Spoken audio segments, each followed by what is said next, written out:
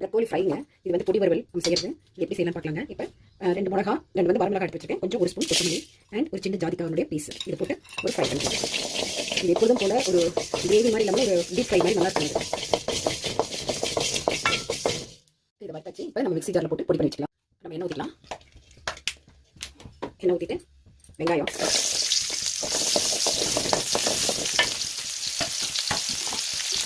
இந்த சீரகம்,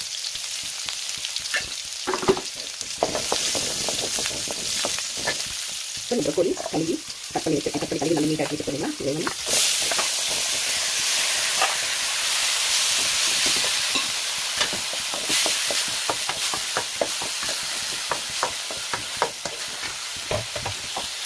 இப்படியே எண்ணெயிலே நல்லா வதங்கணும். கொஞ்ச நேரம் வைக்கிட்டோம் போட்டுக்கலாங்க.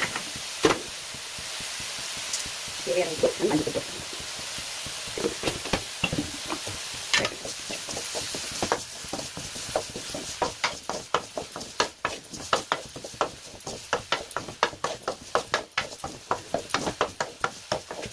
எண்ணெயை நல்லா வதங்கி இன்னும் தண்ணி விடுங்க. இப்போ தண்ணியை கழுவி போட்டுப்போம். அதிலே கொஞ்சம் வெந்து வரட்டும். கொஞ்சம் டைம் கொடுத்தோம்னா வெந்து வந்து மூடி வச்சு கொஞ்சம் நேரம் வேக பார்க்கலாம்.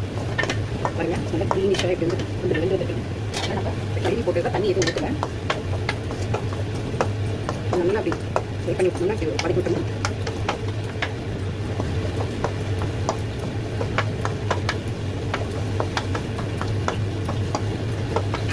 கொஞ்சம் நேரம் வச்சு வேக பாருங்க. இந்த மாதிரி இருக்கும்போது நம்ம வறுத்தோம் இல்லைங்களா, மிளகாய், கொத்தமல்லி அண்ட் ஜாதிக்காய் அவ்வளோ தான் போட்டுருந்தோம். இதை பவுடர் பண்ணிட்டேன். இது அப்படியே போட்டுக்கலாம். போட்டு அப்படியே தூவி ஒரு ஃப்ரை பண்ணிட வேண்டியதான். சூப்பராக இருக்கும். நீங்கள் ஃப்ரை பண்ணுங்க. அவ்வளோ ஒரு 10 நிமிஷம் கூட ஆகிறது நமக்கு. ஓகே,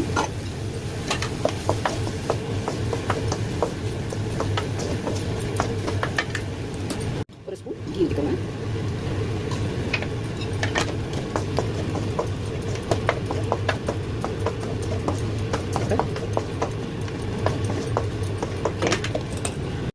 நம்மளுடைய ப்ரக்கோலி ஃப்ரை ரெடி.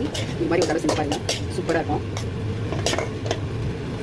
செஞ்சு ஸ்நாக் மாதிரி சாப்பிடலாம், இல்லை ப்ரெட் அந்த மாதிரி சாப்பிடலாம், இல்லை ரைஸ்க்கு போட்டு சாப்பிடலாம், சப்பாத்தி மாதிரி சாப்பிடலாம். ஆனால் எல்லாத்துக்குமே மேட்ச் ஆகும். ரொம்ப சூப்பராக இருக்கும். ஒரு தடவை ட்ரை பண்ணி பாருங்கள். தேங்க்யூ.